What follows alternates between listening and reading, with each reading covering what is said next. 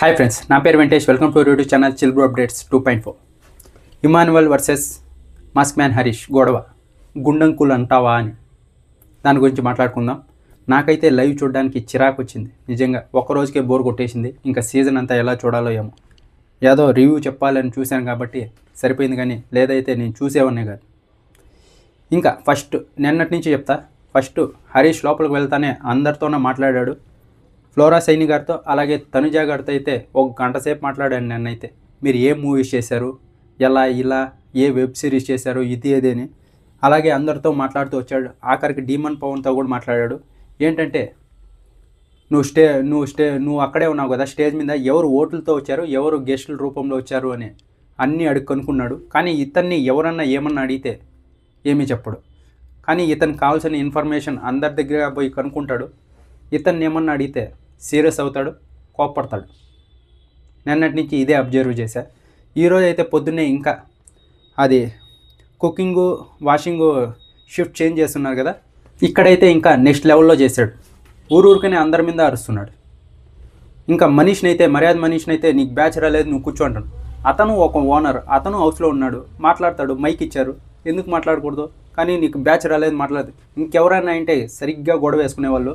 కానీ మనీష్ ఫస్ట్ రోజే మనకి ఎందుకు గొడవ అని సైలెంట్గా ఉన్నాడు కాబట్టి సరిపోయింది. మిగతా వాళ్ళందరూ కూడా శ్రీజ, ప్రియ వీళ్ళందరూ కూడా అరిచాడు. వాళ్ళందరూ మళ్ళీ నెక్స్ట్ మాట్లాడుకున్నారు. ఇతను సైడ్కి వెళ్ళాక అందరూ అనుకున్నారు మాస్క్ మ్యాన్ హరీష్ వచ్చేసి కెప్టెన్ లాగా బిహేవ్ చేస్తున్నాడు, మనల్ని అందరినీ డామినేట్ చేస్తున్నాడు, మనం ఏమన్నా చెప్పకపోయినా కూడా వినట్లేదు, ఇది ఇలాగే పోకూడదు, మనం ఏ పాయింట్లు ఉన్నాయో అవన్నీ సరిగ్గా తీసుకొని పోయి పెట్టాలి, అతను ఏం చెప్పినా వినకూడదు. బయటికి ప్రాజెక్ట్ ఎలా అవుతుందంటే అతను ఏదో కెప్టెను, ఇంటికి మనమంతా అతని కింద పని చేస్తున్నట్టు పోతుంది, ఇదంతా సరికాదు అని అందరూ తిరగబడ్డారు. ఇంకోసారి ఏమన్నా నా మీద గొడవ వస్తే శ్రీజ, ప్రియ అలాగే మర్యాద మనీష్ ముగ్గురు చెప్పారు నేను గొడవ వేసుకుంటాను. అక్కడి నుంచి మొదలైంది. అప్పటి నుంచి అందరితో అలా గొడవ పెట్టుకుంటూ వచ్చాడు.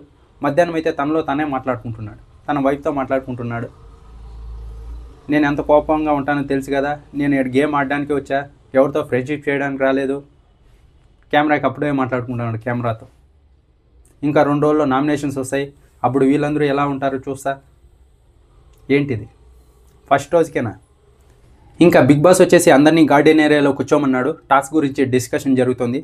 ఆ మధ్యలోనే పొద్దున్నే రామచ్చ సాంగ్ వేశారు కదా, అప్పుడు బ్లాస్ట్ పేపర్లు వచ్చి బ్లాస్ట్ చేసిపోయారు. అక్కడంతా పడ్డాయి గార్డెన్ ఏరియాలో. అది ఇమాన్యుయల్కి క్లీన్ చేయమని చెప్పాడు.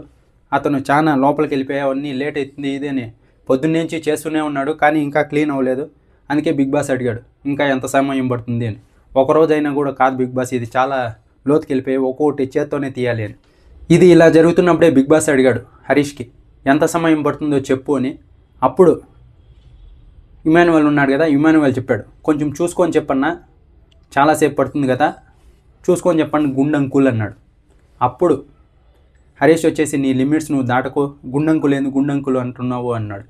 అంతకుముందరే చాలాసార్లు అన్నాడు ఇమాన్యుయల్. కానీ అప్పుడు టాస్క్ చేస్తున్నాడంట, ఇతను రిజిస్టర్ చేసుకోలేదంట. ఇప్పుడు రిజిస్టర్ అయింది కాబట్టి నీ లిమిట్స్లో నువ్వు ఉండు అని ఇమాన్యుయల్ పై గొడవ వేసుకున్నాడు. సరే అన్న, నేను తప్పే కదా, అందుకే అప్పుడే సారీ చెప్పాడు, దగ్గరకు వచ్చి సారీ చెప్పాడు. కానీ ఇతను వినలేదు. నేను లిమిట్స్లో నువ్వు ఉండు, మర్యాదగా ఉండదు, ఇది ఎక్కువ మాట్లాడాను. ఇంకా అక్కడి నుంచి గొడవని హరీష్ ఇంకో నెక్స్ట్ లెవెల్లోకి తీసుకెళ్ళాడు. ఇక్కడ ఏమీ లేని దానికి సారీ చెప్పాడు ఇమాన్యుయల్. అప్పుడే ఒప్పుకునేసింటే సరిపిండు. నేను లిమిట్స్లో నువ్వు ఉండు, ఇంకా ఎక్కువ మాట్లాడుతూనే ఉన్నాడు. ఇతను మాట్లాడతాడంట, ఇమాన్యుయల్ సైలెంట్గా ఉండాలంట.